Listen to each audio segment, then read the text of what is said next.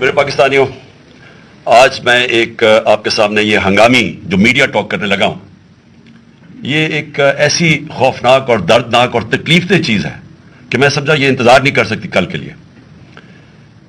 میرے ساتھ جاوید علی بیٹھے ہوئے ہیں، ایک طرف عثمان ڈار جو ہمارے سیالکوٹ کے پریزیڈنٹ ہیں۔ میں ذرا آپ کو صرف بتانا چاہتا ہوں کہ یہاں ہو کیا رہا ہے اس ملک میں۔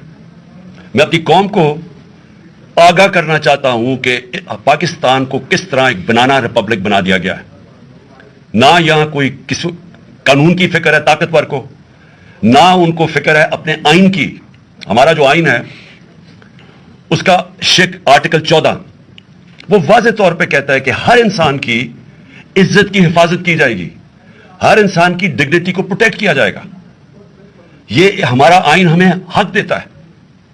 لیکن جو یہ جاوید علی سے ہوا، یہ میں اس کے منہ سے آپ کو سننا چاہیے کہ اس انسان سے ہوا کیا، اور میں اس کے بعد آپ کو بتاؤں گا یہ جب ختم کر دیں گے کہ یہ جاوید علی تو ایک آدمی ہے جو سامنے آ گیا ہے۔ یہاں اتنے لوگوں کو انہوں نے جب سے ہماری گورنمنٹ گئی ہے اس طرح کے بیان دلوانے کی کوشش کی کہ یا ہمارے M Ps M N As جو تکڑے وزیر ہیں ان کے خلاف دو، یا ان کے اوپر ویڈیو فلم بنا دو، یا بلیک میل کرنے کے لیے ان کی کوئی آڈیو ٹیپس کر دو، یا ان کے اوپر کوئی کرپشن کے کیسز بنا دو بلیک میل کرنے کے لیے۔ صرف ایک ان کا مقصد ہے کہ کسی طرح تحریک انصاف اور عمران خان کو کمزور کر کے ان چوروں کو پھر سے الیکشن جتا دیا جائے۔ اب میں جاوید علی کی انٹروڈکشن کروا دوں۔ ان کو عثمان ڈار نے جو کلاس 4 ہوتی ہے، جو کلاس 4 کی نوکری ہوتی ہے، وہ نوکری دلوائی سیالکوٹ میں۔ یہ خود بتائیں گے کہ ان کی نوکری ایک چوکیدار کی نوکری تھی۔ ان کو اٹھایا گیا، پولیس نے اٹھایا، اور اس کے بعد نامعلوم افراد نے اٹھایا، اور اب ان سے پوچھے، ان کی زبانی پوچھے کہ ان سے کیا گیا۔ پھر میں واپس آتا ہوں آپ کے پاس۔ بولو جاوید۔ السلام علیکم جی، میرا نام جاوید علی ہے، میں چوکیدار کی نوکری کرتا ہوں ایجوکیشن ڈپارٹمنٹ میں۔ تو مجھے ادھر بلایا جاتا ہے کال کر کے کہ آپ آئیں ادھر اور آپ سیلری اپلائی کریں اور آپ کو جو ہے نا آپ کی سیلری ملے۔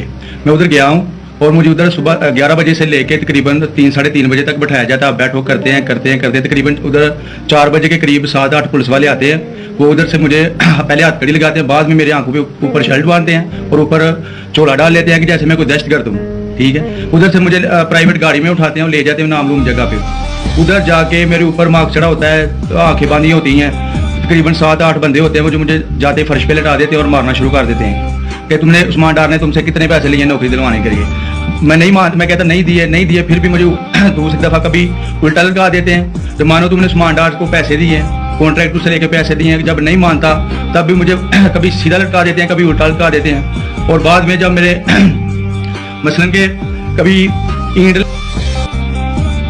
میرے نازک ہی سن کہ مانو تم کانٹریکٹ سے پیسے لے کے عثمان ڈار کو دیتے ہو، کپڑے اتارتے ہیں، بتاؤ۔ بعد میں مجھے ننگا کرتے ہیں، کپڑے اتار کے ادھر فرش پہ بٹھا دیتے ہیں کہ مانو تم نے عثمان ڈار کو پیسے دیے ہیں۔ جب نہیں مانتا تو پھر ادھر سے کہتے ہیں کہ ایک ڈالا بھیجو، اس کی بیوی کو اٹھاؤ، اس کے بچے کو اٹھاؤ اور ادھر اس کو لا کر اس کو برہنہ کرو، اس کی ویڈیو بناؤ، فیس بک پہ ڈالو اور بلیک میل کرو۔ تب ادھر سے جا کے جب میری فیملی آئی تب میں ادھر سے ٹوٹا، ان کے آگے رویا کہ اب آپ بتائیں کہ میں نے کیا کرنا ہے۔ اس نے کہا کہ آپ 164 کے بیان دیں، اور یہ کمنٹ میرے کہہ رہے ہیں کہ آپ نے یہ پیسے ٹھیکیداروں سے لے کے عثمان ڈار کو دی۔ یہ بتائیں آپ کہ کوئی یہ سب چپ ہو جاتے تھے جب کوئی آتا تھا ایک آدمی؟ میری تو آنکھیں باندھی ہوتی تھی اس وقت جب کوئی آتا تھا، ادھر کوئی افسر آتا تھا، یہ کہتے تھے کہ بڑے صاحب آ گئے ہیں اور سب سائلنٹ ہو جاتے تھے۔ جب وہ آتا تھا سب سائلنٹ تھا، اب ٹھیک ہے لگے رہو، کرتے جاؤ، لگے رہو۔ یہ بات میں اب آپ کے سامنے یہ جو جاوید علی نے بات رکھی، یہ ہر طرح ہم کنفرم کر سکتے ہیں۔ قرآن کے اوپر ہاتھ رکھنے کے لیے میرے سامنے تیار تھے۔ یہ عثمان ڈار کو پھنسانے کے لیے، اس کو کرپشن کیسز میں لانے کے لیے، یہ ساری چیز، یہ جو اس سے 164 کا بیان دلوایا گیا، اور پھر بیوی بچوں کو ساتھ والے کمرے میں لا کے ان کو کہا کہ اس کو ننگا کریں گے۔ یہ سیدھی بات بتائے، بیوی کو کہا کہ اس کو ننگا کر کے اس کی تصویریں بنائیں گے اور پھر فیس بک پہ چلائیں گے۔ میں آج اپنی بڑے رسپیکٹ سے میں اپنی عدلیہ سے، میں اپنی چیف جسٹس صاحب سے کہنا چاہتا ہوں کہ دیکھیں، میں اب سے نہیں، جب سے ہماری حکومت گئی ہے میں تب سے کہتا رہا ہوں کہ ہمارے بنیادی حقوق کی حفاظت کون کرے گا؟ شہباز گل کو اٹھایا، اس کو ٹارچر کیا گیا، اس کو ننگا کیا گیا، اس کو لٹکایا گیا اوپر، اس کو مارا گیا، اس سے بیان دلوا رہے تھے کہ عمران خان کے خلاف سٹیٹمنٹ دو، جو اس کو کہہ رہے تھے عثمان ڈار کے خلاف سٹیٹمنٹ دو۔ اس کو میں تب بھی میں نے صرف ایک میرے منہ سے نکل گئی اور اس سے میں نکل گئی کہ ہم جس جج نے ان کو ریمانڈ دلوایا تھا واپس شہباز گل کو واپس جیل میں جب وہ ٹارچر ہوا تھا تو میں نے کہا قانونی کارروائی کریں گے. میرے اوپر کنٹمپٹ نوٹس کیا گیا, لیکن کوئی کسی نے ایک کسٹوڈیل ٹارچر ساری دنیا کے اندر منع ہے, کسٹوڈیل ٹارچر کے اوپر کچھ نہیں ہوا. پھر اعظم سواتی کو اٹھایا گیا اور ساری قوم کے سامنے جو اعظم سواتی نے اپنے زبان سے بتایا کہ اسے کیا گیا ایک ٹویٹ کے اوپر, اس کا صرف ایک ٹویٹ کر دی تھی اس نے کہ NRO2 باجوہ نے دیا, جو سب قوم جانتی ہے. اس کے اوپر جو اس سے کیا گیا, پھر ویڈیو بھیجی گئی اس کی بیوی اور اس کی بیٹی کو. ایسی چیزیں اس ملک کی تاریخ میں کبھی نہیں ہوئی, یا میں تو نہیں کبھی سنی تھی ایسی چیزیں. شاید دہشت گردوں سے ہوتی ہوں, شاید کوئی باہر کے جاسوسوں سے ہوتی ہوں, غداروں سے, لیکن اپنے شہریوں کو اس طرح کرنا اس ملک کی تاریخ میں کبھی نہیں ہوا. میں نے جب مجھے گولیاں لگی, میں نے تب چیف جسٹس کو پہلے مخاطب ہوا. میں نے کہا دیکھیں, جنہوں نے مجھے یہ قتل کرنے کی کوشش کیا وہ سارے اقتدار میں بیٹھے ہوئے ہیں. اس میں یہ جنرل باجوہ لے کے آیا یہاں, تب سے یہ تشدد شروع ہوا ہے. شہباز گل کا, اعظم سواتی کا, مجھے گولیاں لگی. یہ جو داستان آپ سن رہے ہیں, سوشل میڈیا کے بچوں سے پوچھیں, جب سے یہ آدمی آئے ان سے اٹھ کے کیا ہوا. ان کو بند کمروں میں کپڑے اتارے گئے, ذلیل کیا گیا. ایک ماں باپ نے مجھے کال کی, انہوں نے کہا ابھی تک ان کا بیٹا نارمل نہیں ہوا.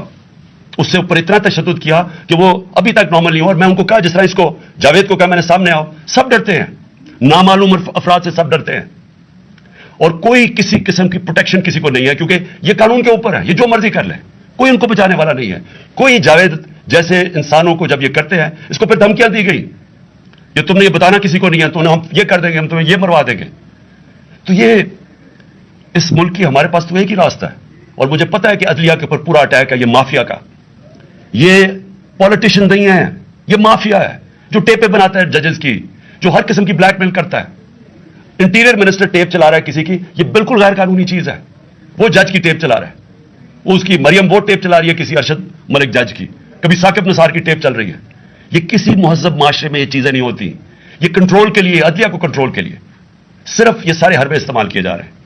میں آج اس پلیٹ فارم سے اپنے چیف جسٹس اور اپنی ہائر جوڈیشری کو, امید تو صرف آپ سے رہ گئی ہے. اس وقت جو جس طرح کا ظلم کیا جا رہا ہے, یہ نامعلوم افراد جو کر رہے ہیں اس ملک کے ساتھ, اور خاص طور پر یہ کیسے ہو سکتا ہے کہ میری جو ساری JIT کی رپورٹ تھی, جو انہوں نے فورینسک ایویڈنس جمع کی ہوئی تھی, وہ ساری ختم کر دی ہے. ان 4 آفیسرز کو پھر اوپر بٹھا دیا جن کے اوپر پروسیکیوٹر جنرل نے کہا تھا کہ انہوں نے میری JIT کی ایویڈنس سیبوٹاج کرنے کی کوشش کی. اس نے ٹیررزم کورٹ کو بتایا ہے, ان کو واپس لا کے اوپر بٹھا دیا ہے. یعنی اس سے انصاف ملے گا. ساری ایویڈنس ختم کر دی ہے, تو ہمیں کدھر جائیں گے ہم؟ میری ریکویسٹ ہے چیف جسٹس صاحب, یہ جاوید علی کی, اس کے اوپر سوٹ موٹو ایکشن لیں. پتہ چلائیں کہ یہ کون لوگ ہیں. اور اوپر سے اس نے نامعلوم افراد نے اسے سنا کہتے ہوئے کہ پولیس کے اوپر سارا الزام لگانا, پولیس کو پنچنگ بیگ بنانا, اور کچھ نہ کہنا, نہیں تو اب تمہیں یہ کر دیں گے, مار دیں گے. دیکھیں جی, وقت آ گیا ہے. میں اپنی جوڈیشری سے یہ کہنا چاہتا ہوں کہ یہ جو بھی آپ کا سب سے بڑی جوڈیشری کی سب سے بڑی ذمہ داری ہمارے بنیادی حقوق کی حفاظت کرنا ہے. یہاں جس طرح یہ رجیم چینج کے بعد جس طرح بنیادی حقوق ختم کیے گئے ہیں, لوگوں کو لاوارث چھوڑ دیا ہے, سمجھ لیا لوگ جائیں کدھر انصاف کے لیے. ہم نے پرامن احتجاج جیل بھرو تحریک شروع کی.